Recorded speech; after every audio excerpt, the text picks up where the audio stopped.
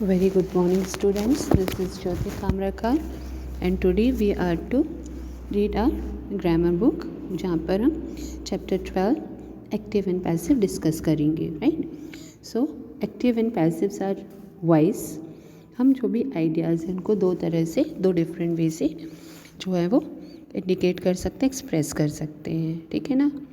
तो इसमें क्या होता है, वर्ब जो होता है वो डिफरेंट फॉर्म में यूज़ होता है. एक बोलते हैं वर्ब का सब्जेक्टिव फॉर्म, ठीक है, और दूसरा रिसीवर होता है, राइट. तो उससे हम बोलेंगे पैसिव वॉइस, राइट. तो हमारे वर्ड्स जो होते हैं हम या तो वहाँ पर हमारी सब्जेक्ट को मेन कंसर्न मान करके सेंटेंस एक्सप्रेस कर सकते हैं या फिर हमारे एक्शन को, ठीक है.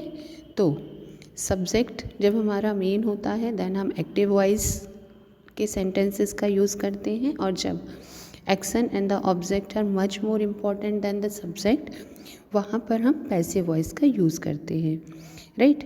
तो active voice, the verb is in the active voice when the subject does the action. जब हमारा सब्जेक्ट एक्शन करता है तब वो एक्टिव वॉइस होता है. Just as a cat ate the fish. यहाँ पे सब्जेक्ट है cat, verb is ate and object is fish.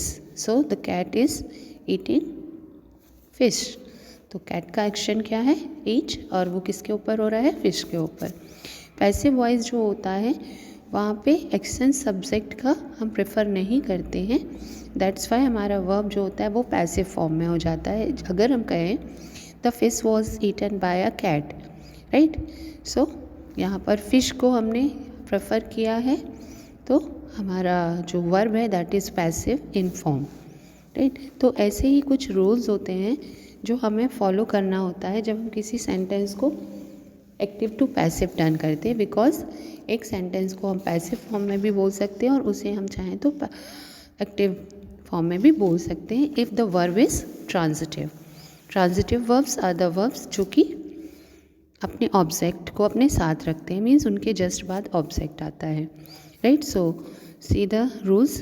First of all we have to recall the basic rules actually. तो बेसिक रूल्स क्या होते हैं, basic rules ये होते हैं कि subject and object replace their places. यानी सब्जेक्ट जो होता है वो एट फर्स्ट होता है ना, और ऑब्जेक्ट वर्ब के बाद होता है. बट जब हम पैसिव्स बनाते हैं तो हमारा ऑब्जेक्ट जो होता है एट फर्स्ट पोजीशन आ जाता है और ऑब्जेक्ट जो है वो वर्ब के बाद विद बाय यूज़ किया जाता है, ठीक है. And the verb must be transitive, ये भी एक रूल है. And in all the passives the verb comes in the third form, जिसे हम पास्ट पार्टिसिपल कहते हैं. जैसे राइट, रोट, रिटन. तो written is the past participle, जिसे हम जनरल लैंग्वेज में third form of the verb कहते हैं. Okay, now see the rules here. यहाँ पर एक्चुअली जो रूल्स दिए हुए हैं they are regarding the tenses only, right. So active voice में सिंपल प्रेजेंट टेंस में if the verb is in first form और एस फॉर्म देन आपको इज़, एम और आर पैसिव फॉर्म में यूज़ करना होगा, और जो भी वर्ब होगा that will be in the third form of the verb. So see the example first. They write letters. Letters जो object है उसे हम आगे लेकर के आए. Because the letters are plural, so are हमने यहाँ पे helping verb लगाया.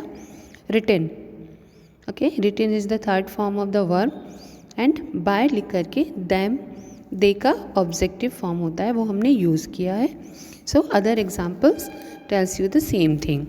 Now see the next tense. Here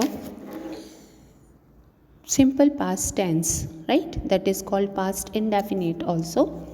तो जब हम past indefinite का passive form create करते हैं then we need to use was and were as a helping verb हम use करेंगे. बेसिकली जो हमारा सब्जेक्ट एंड ऑब्जेक्ट का चेंज है वो वैसा ही होगा. We have to put up by before the subject जब उसे पीछे लेकर के जाते हैं, राइट. और you can see the example. Who taught you, by whom, were you taught.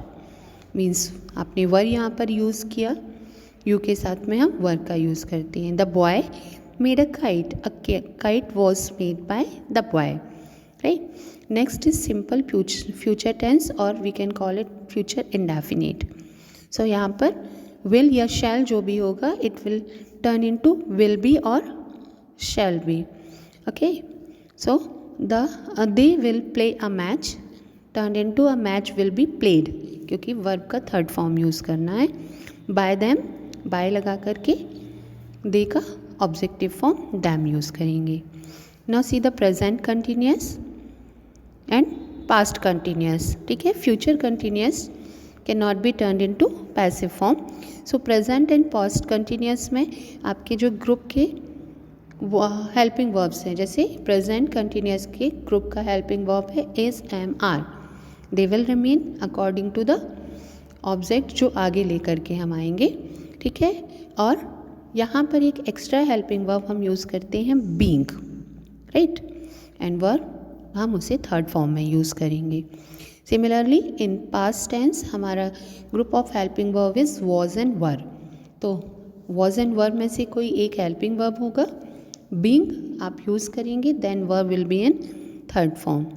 Okay, now see the perfect tenses. तो परफेक्ट, प्रेजेंट, पास्ट और फ्यूचर तीनों ही जो भी परफेक्ट टेंस है वहाँ पर आपको हैज़, हैव या हैड मिलेगा, तो वो सिमिलरली यूज़ होंगे, ठीक है, अकॉर्डिंग टू द ऑब्जेक्ट जिसे आप एट फर्स्ट लेकर के आ रहे हैं। Then you have to use been by yourself, right, और वर्ब का थर्ड फॉर्म वहाँ पर आपको ऑलरेडी देखने को मिलेगा। Okay, so these are the tenses जिन्हें हम चेंज कर सकते हैं in passive form. But remember one thing कि future continuous and all the three perfect continuous tense, यानी कि present perfect continuous tense, past perfect continuous tense and future perfect continuous tense, they are not turned into passive forms, right?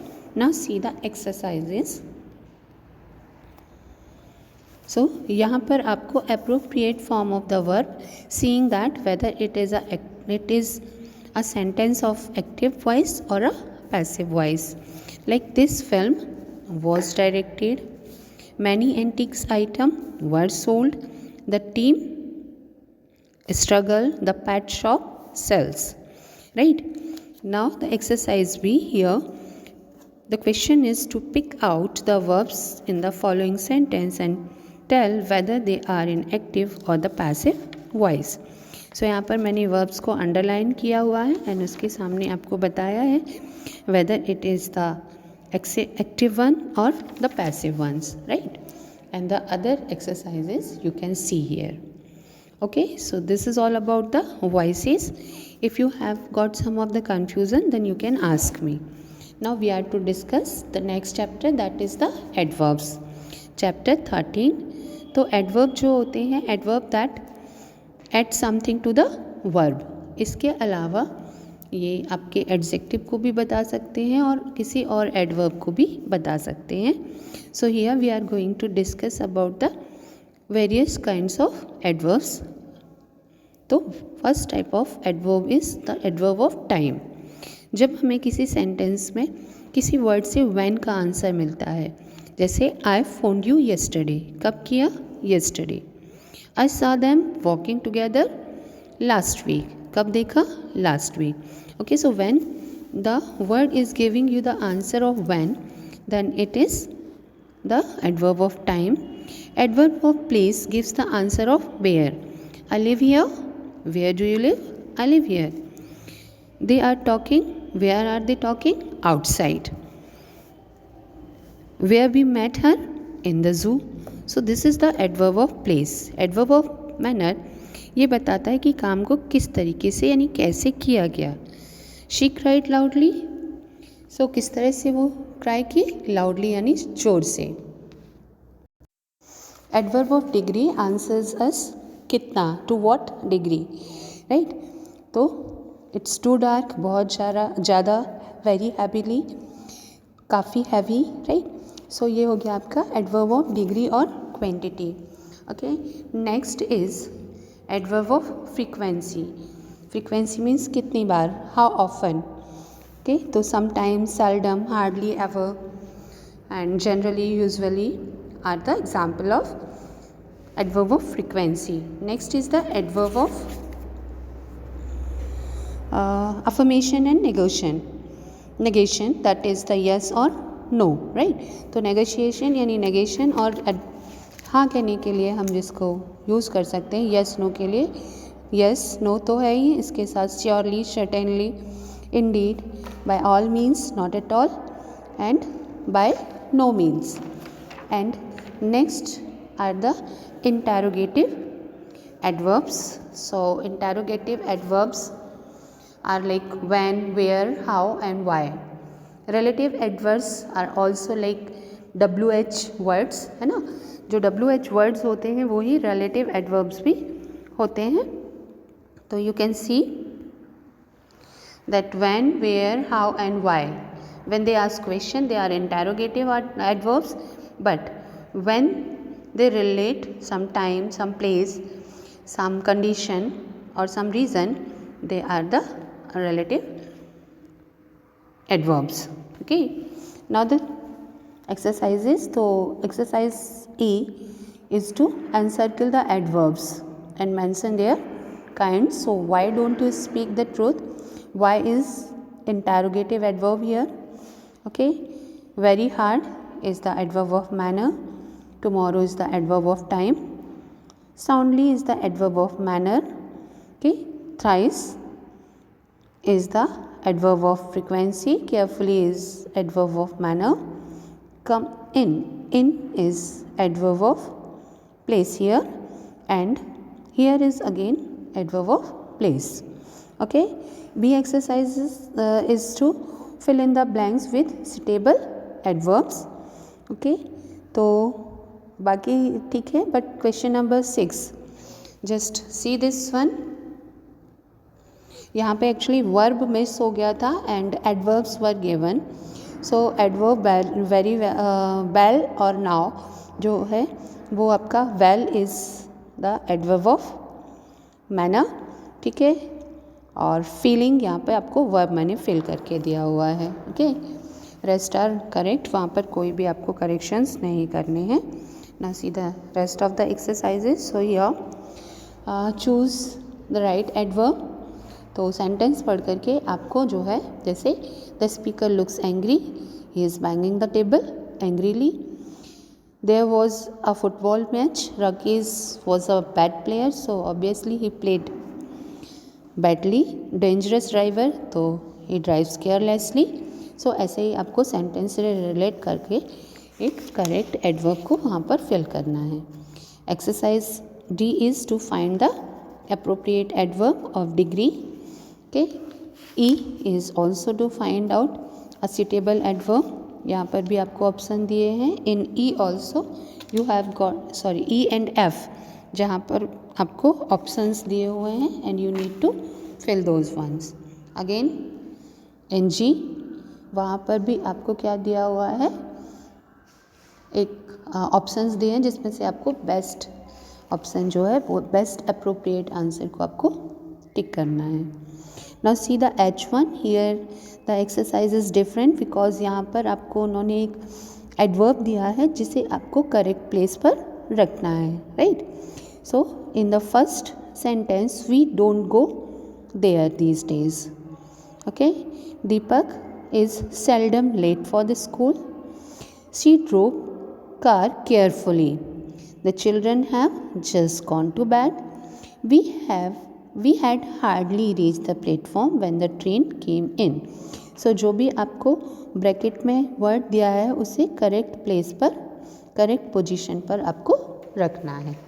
Okay, so this is the end of chapter 13. Okay, तो अभी एक और part of speech हम discuss करेंगे, that is the preposition. Right, so preposition actually वो words होते हैं जो नाउन या प्रोनाउन के पहले आकर के उस सेंटेंस में किसी और नाउन और प्रोनाउन जो भी है, तो दोनों नाउन एंड प्रोनाउंस जो होते हैं उनका रिलेशन बताता है कि how they are connected. For example, if I say I go to school with my friend, so this with comes before my friend, और मेरा और मेरे फ्रेंड के बीच का कनेक्शन बता रहा है कि हम स्कूल साथ साथ जाते हैं. Okay, now see the 3 kinds of preposition. जो आपके प्रिपोजिशन हैं उनका 3 काइंड होता है: सिंपल प्रिपोजिशन, कंपाउंड और phrase preposition and participle preposition. ठीक है, तो सिंपल प्रिपोजिशंस जो हैं they are like for, by, at, on, of, with, above, across. Compound जो होते हैं यहाँ पे आपको ग्रुप ऑफ वर्ड्स मिलेगा like in, order to, because of, in favour of, in spite of, in regard to. Okay, and participles जो होते हैं यानी जिनको हम वर्ब से बनाएंगे तो या तो वो ईडी फॉर्म में या आईएनजी फॉर्म में आकर के जब रिलेट करते हैं तो हम उन्हें पार्टिसिपल प्रिपोजिशन कहते हैं. Okay, now see the kind. So first is the preposition of place. Place मतलब जो आपको जगह बताएं, क्योंकि प्रिपोजिशन टाइम बताते हैं, प्लेस बताते हैं and they show the movement also. तो preposition of place is at, जब हमारा प्लेस पॉइंट टू पॉइंट हो. ठीक है ना, जैसे at the end of the lane, at the corner, at the door. तो टू द पॉइंट जब होते हैं और बिल्कुल छोटा सा एक्सटेंशन हो तो हम एट का यूज़ करते हैं. ठीक है, कुछ स्टैंडर्ड एक्सप्रेशन है like at home, at school, at work, at the side. In जब हम क्लोज्ड स्पेस के अंदर हो या एक्सटेंट हमारा बड़ा हो, जैसे in Mumbai, in India, in my pocket, in my bag. ठीक है, तो जो भी चीज़ होगी वो पूरा का पूरा वहाँ पर अंदर होगा. दैट्स वाई जैसे the pen is in the box, यानी पेन जो है उसको बॉक्स ने चारों तरफ से घेरा हुआ है. ठीक है, तो यहाँ क्योंकि एक्सटेंट बड़ा होता है दैट्स वाई जो हम जिससे हम रिलेट कर रहे हैं अगर वो कंपैरेटिवली उस चीज़ के अंदर पॉसिबल है तो हम वहाँ पर इनका यूज़ करेंगे. कुछ स्टैंडर्ड एक्सप्रेशंस हैं like in the book, in the magazine, in the newspaper, in the sky. Okay, on जब हम सरफेस वाइज कनेक्टेड होते हैं, जैसे on the table, the book is on the table. यहाँ पर बुक और टेबल का सरफेस जो है वो कनेक्ट होगा तो हम ऑन का यूज़ करते हैं. ऑन को हिंदी में हम पर से बताते हैं. और कुछ स्टैंडर्ड एक्सप्रेशंस हैं like on the bus, on the train, on plane, on ship, on left, on right. ठीक है, प्रीपोजिशन ऑफ टाइम में भी एट, इन और ऑन का यूज़ किया जा सकता है. तो precise time like at 10 o'clock, at 10:30, यानी बिल्कुल जब एग्जैक्ट पॉइंट ऑफ टाइम हम बात करते हैं तो हम एट का यूज़ करते हैं वहाँ पर. At the moment, at present, at same time. ठीक है, इसका भी हम यूज़ करते हैं इन. इन जो होता है वो मंथ, ईयर, डिकेड, सेंचुरीज और लॉन्ग पीरियड्स के पहले लगाया जाता है.